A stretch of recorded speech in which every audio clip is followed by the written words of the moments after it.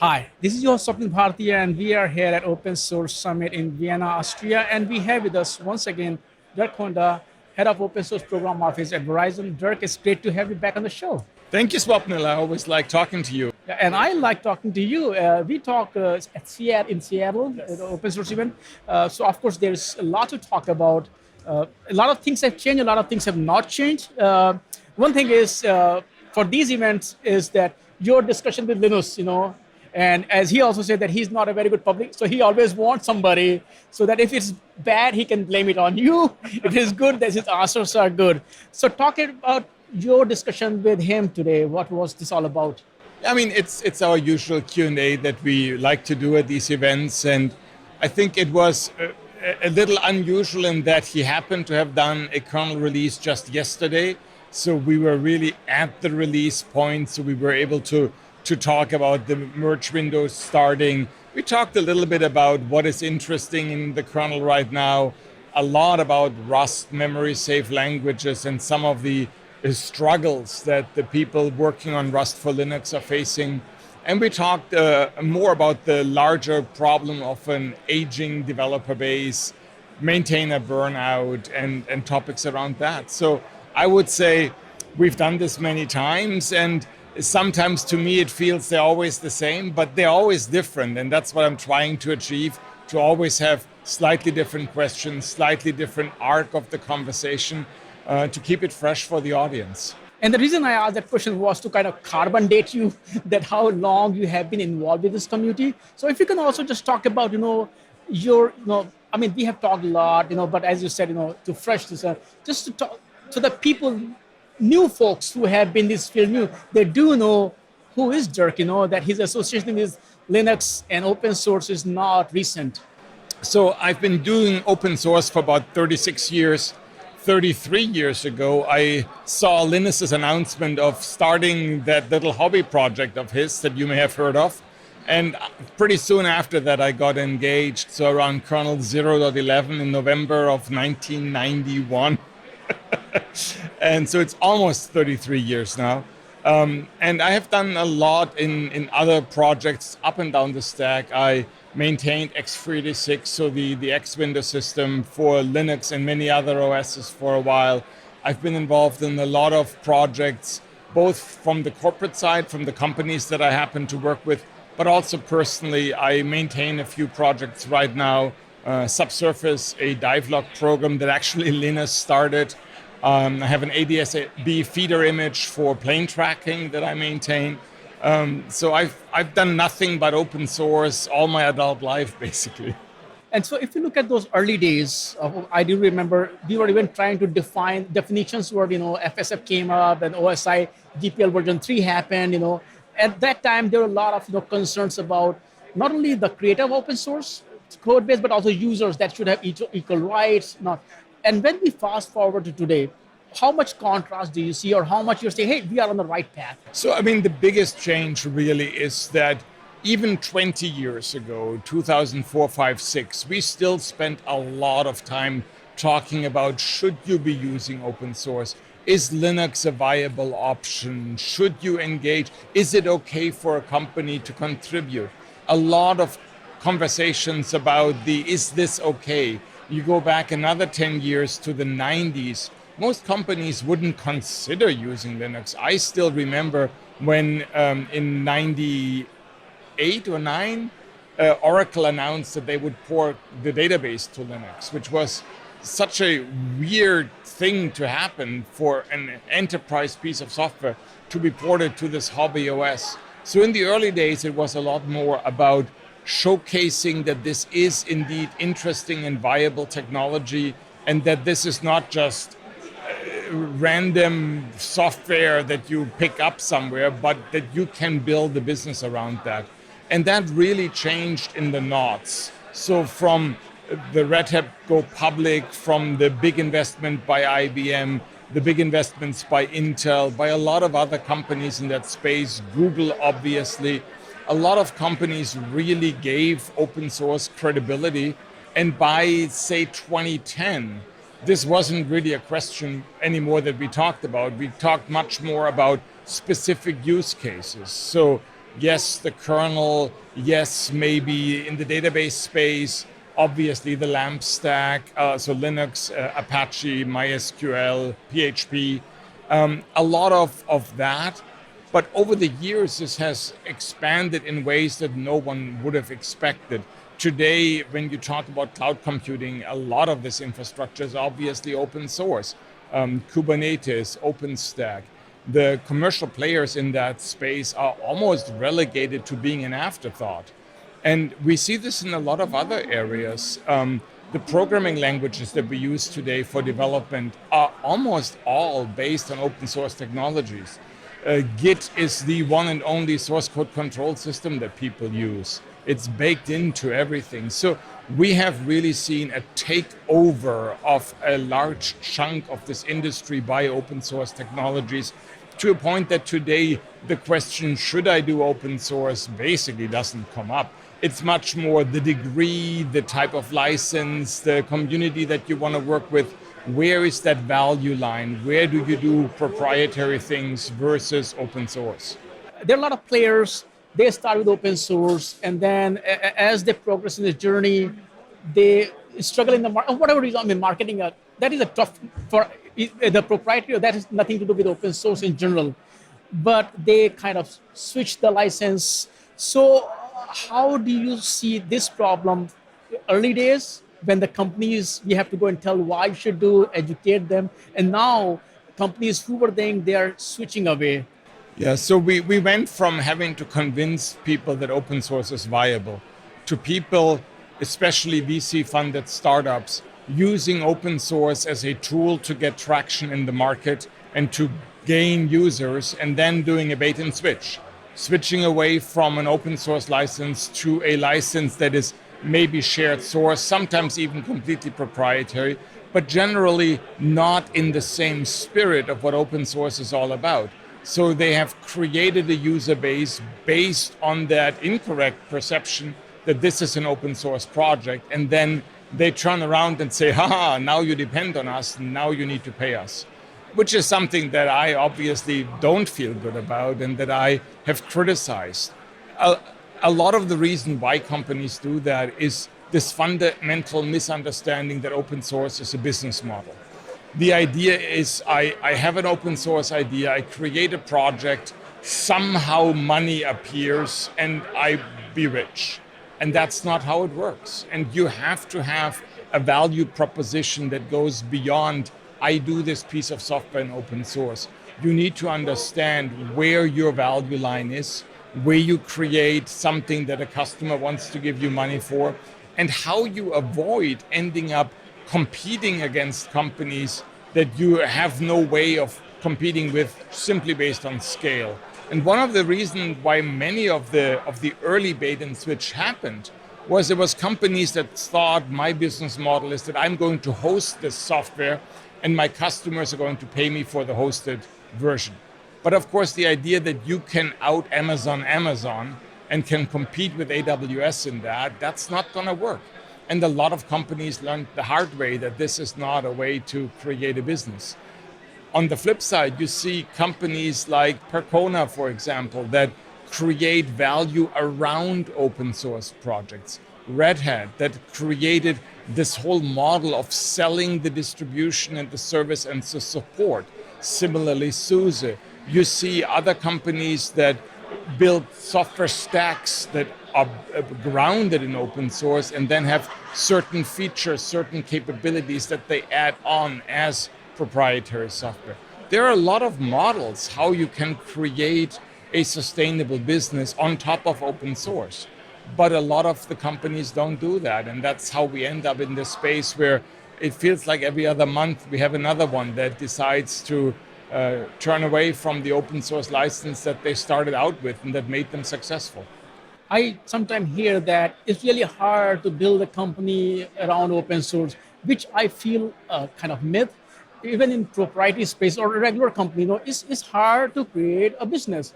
You can, I'm just naming it, like Coca-Cola is there. So that doesn't mean you have secret. Pepsi is there. There are a ton of other drinks, saying I can make coffee, someone else can make coffee. So what I want to talk to you about that, when we do this association that it's really hard to build a business around open source, that is a myth. Because you named a lot of companies. Red Hat is a great example. Everything they do is open source. SUSE is one other great example. Percona. I love, and I say you are one of the fiercest, CEOs in the space. So can you also address this elephant that no, it's really not. Any business is difficult. It's not just open source. And I think that's really the key to it. Running a business, creating a business is extremely hard. And you see a lot of examples of companies that come in with a great business model, with an idea, here's my value proposition, and then asking themselves, how can I use open source to advance this idea? You talk to the folks at ChainGuard, for example, who just talked about a very, very successful round at an amazing valuation, right? You talk to Craig McLuckie at Stacklog. You talk to Greg Kurtzner at CIQ. These are all companies that at the core of what they're doing, they have open source, but they have a business model that creates a value around that. And you have a business. TFIR is a business. So you know that it takes a business model and a keen understanding what people value, what people are willing to give you business for, money for. I mean, I have a consulting company on the side, right? So I provide services for companies that are trying to hit this line between open source and business and the value to customers. So this is something I talk a lot about in that context, because it is not harder than any other company that you want to create.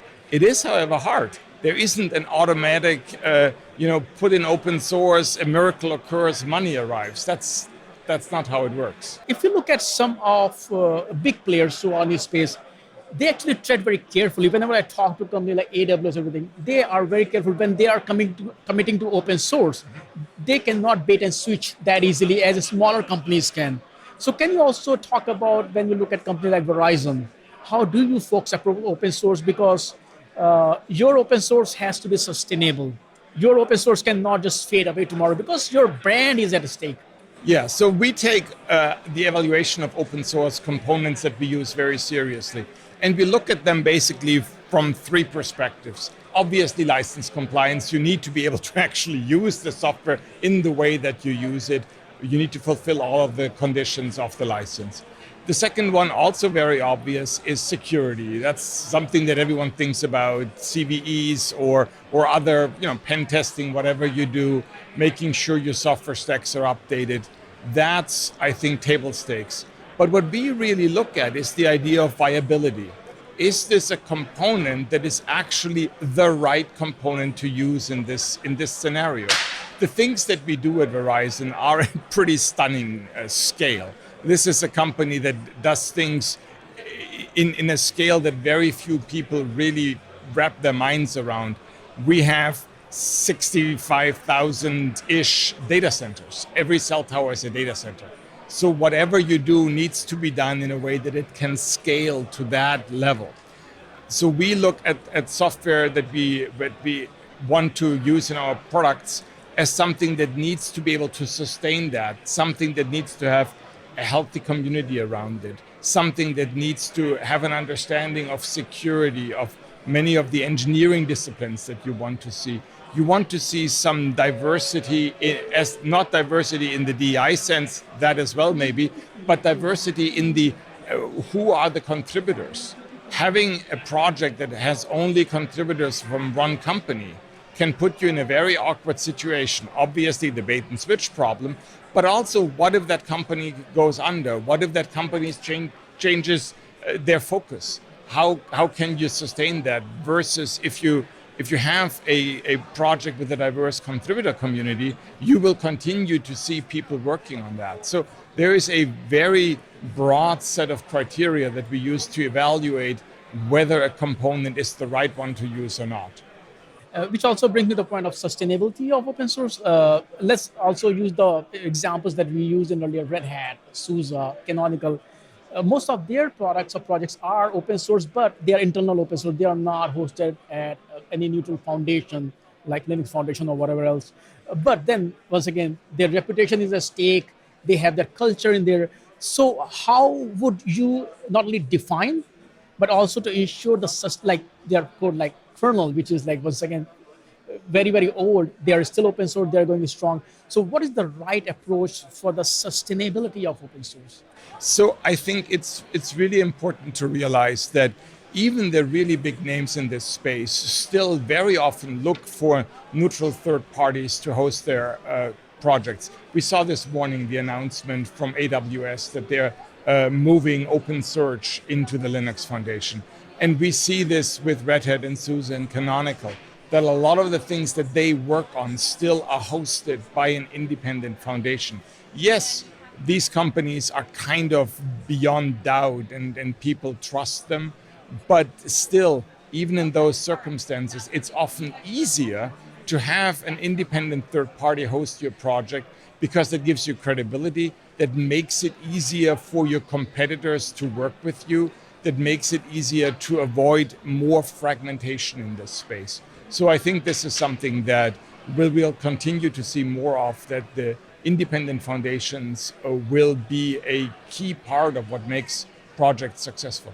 One of the hottest topic, since we are talking about modern technologies, one of the hottest topics this year, or it has been for a couple, is Gen AI. Now, when we talk about Gen AI and open source, it's not as easy as the LAMP stack.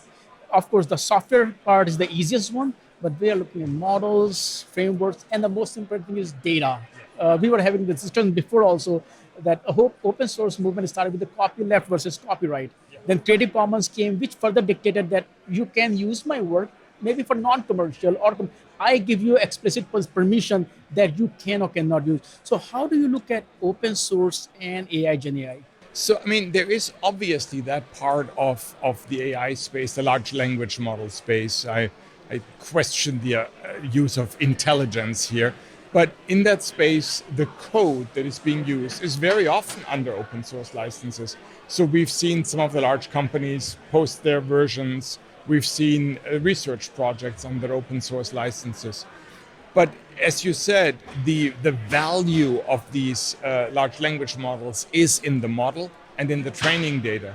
And the attempts of the OSI to create a new definition of what open source means in this space are still, they still need some work, because the idea that we had 30 years ago was that someone else could come and use the software without you needing to be involved, you the creator. And if you talk about a large language model, in order to use that, you have to have the underlying software, the models, but also the data. And that really is the big hurdle today.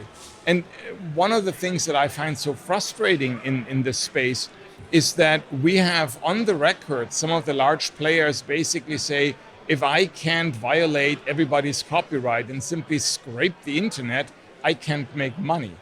Which to me is kind of saying, I'm in a business that doesn't work. Because if I say, hey, without robbing a bank, I can't survive, so I should be allowed to rob a bank, people might question that approach. Yet people like Sam Altman speaking up and saying, oh, but I need to be able to scrape everything that the world has ever done. I have my issues with that approach. No, I fully agree. And a lot of open washing also happens in this space. I was talking to OSI. They're trying to define, because the definition of open source, I was talking to AWS also earlier, they were also like, it's not very well established, the definition of open source in the AI, Gen AI space. And that leads to hollow open washing, because just you can put the term open to anything, but that doesn't mean open. So how much work you think is being done or should be done to actually define, what is open source in the AI space? I think this is incredibly important. I mean, we've seen open washing since forever. I remember Open Solaris and a lot of the words being used to try and pretend that things that were maybe shared source, or maybe not even that, were open source. So this is not a new phenomenon. But especially here in the large language model space, we see this so much that people try to create this perception of openness. But if you remember back in the 90s and the noughts, we had a lot of learning to do to understand how the different licenses interact, what actually mattered to the audience, to the users, and how you could tune your perception of what is open source in the context of how technology evolved.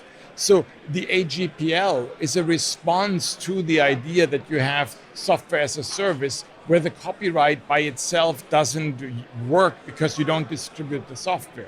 So we see a lot of innovation in that space over the last 25 plus years. And I'm pretty sure it will take a few years for us to come to similar structures and systems in the artificial intelligence space. And until then, we can say, hey, autocorrect on steroids is funny, but not necessarily exceptionally useful. And that, I think, my biggest challenge here is the hype. The hype that claims capabilities that simply aren't there. And we have the examples every week of completely idiotic answers to very simple questions. The one that I saw this morning was that Google's AI system can't distinguish between air temperature and water temperature. So when you ask it for the temperature of a body of water, it may or may not give you that, or just some other temperature that it associates with the same destination. So it is a very hard problem to get right. And I think we are very much at the peak of the hype cycle, and people aren't willing to be patient enough to actually get to the point where this is all useful. You also open another can of worms there where you're talk about AGPL. I mean, GPL v3 was a good example. Even Linus kernel did not use it because it was putting other restrictions. It still stick with GPL version 2. A lot of companies, they don't want to touch AGPL because they are worried that whatever it touches, it may affect their whole stack. The point I'm driving is that the way we consume software has changed from the early days where we download and install. Everything is being used as service. So what does open source actually mean in this modern world where we literally don't own anything? So I think what we always looked for with open source was the ability to fork something, so to make it your own, the ability to use it without restriction. And where Richard Stallman with free software really started was at this idea that I can fix a bug in it. And that is where software as a service, of course, breaks down, because the only one who can fix a bug is the people who provide that service for you.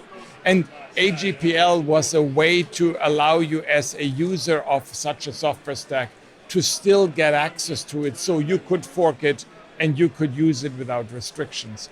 But I think the biggest challenge with these licenses, and the reason why some companies are reluctant to engage with them, is that it is expensive to understand how to correctly interact with them, how to comply. And there is a lot of fear, uncertainty, and doubt being often sowed by interesting parties who want you to not use open source. But once you create an open source program office, bring in some competent people, talk to a lawyer, yes, that's a few steps. But using open source, even today, is the only way to really create a healthy business. And as long as the companies continue to engage in open source, regardless of the licenses, regardless of the software as a service nature, we will continue to have healthy open source communities, because the companies rely on open source working. And if you create your own fork and you don't want to share it, so you're not using AGPL code, you're using Apache v2 code, you have your own version, the first year is great. But a year later, you have your own patches, the community has moved on, suddenly there's an important security fix. Now you need to backport that to your version. And very quickly, you see that this becomes very expensive and very challenging and time consuming. And so we have this effect where people want to move away from working with the community, and they're trying to fork and do their own. And very reliably, if they're not, trillion-dollar mega companies, the vast majority of everyone else very quickly learns this doesn't work, and they go back to contributing back their changes so that they become part of the upstream, so that they can continue to update the software that they use. And since you brought the point of OSPO and we have this decision, I'm seeing an interesting trend here where a lot of traditional companies, they are shutting down their OSPOs, At the same time, there are a lot of companies, like I think Toyota recently set up their own OSPO. A lot of new players are, I mean, Toyota is not a new player, but how, what role can OSPO play in, as you talked about, there's a lot of miscommunication happen, a lot of a lot of FUD happens to embrace some of these licenses to bring those cultural changes there. So can you talk about, I mean, I know every OSPO is different, but still. Yes, I mean, it all depends on where your company is on this large life cycle of engaging with open source. I think very often OSPO is that starting point where you learn how to responsibly and sustainably use open source, how to comply with the licenses, how to engage, maybe contribute back, maybe launch your own projects. That's a very typical thing. And some companies get to the point where that is so ingrained in the way they do business that a de-investment from an OSPO happens because they don't feel that they need so many resources in an OSPO anymore because it's already part and parcel of everything that they do.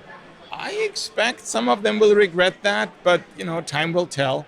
But we see a lot of companies these days start out with OSPOs that never had one before, and they typically very quickly learn how many things they missed and skipped and underestimated in the past. So this movement of an OSPO as core of what you have as a company that participates in a IT stack, I think that's here to stay, and we will see the waves and the swelling and ebbing of perceived value, but I'm certain this is going to stay around. Let's change the gear a bit and from open. So let's talk about another aspect, which is security and safety. Of course, we don't hear a lot of scary stories these days anymore when it comes to that, but things keep happening, which has less to do with open source and once again more to do with patch was never applied there. So can you also talk about the safety security aspect? How much also the good thing is that the whole security is no longer an afterthought. It's no longer someone else's problem. We are seeing the whole DevOps, DevSecOps, SecOps happening. Now, this is a totally different thing that how much is reality versus how much is just the label. But talk about that aspect, whether you are happy with the progress that is being made, or no, a lot of work has to be done in the security space. Well, so you need to take this into two parts. So one part is the question of what is the reality in many companies?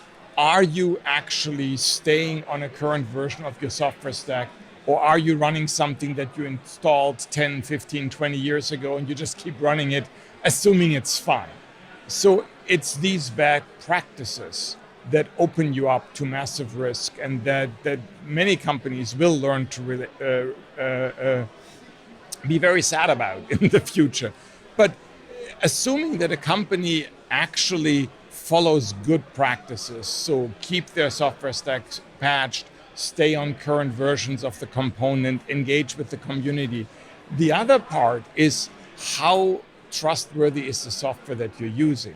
And we've seen attempts from nation states, from criminal gangs to undermine open source projects.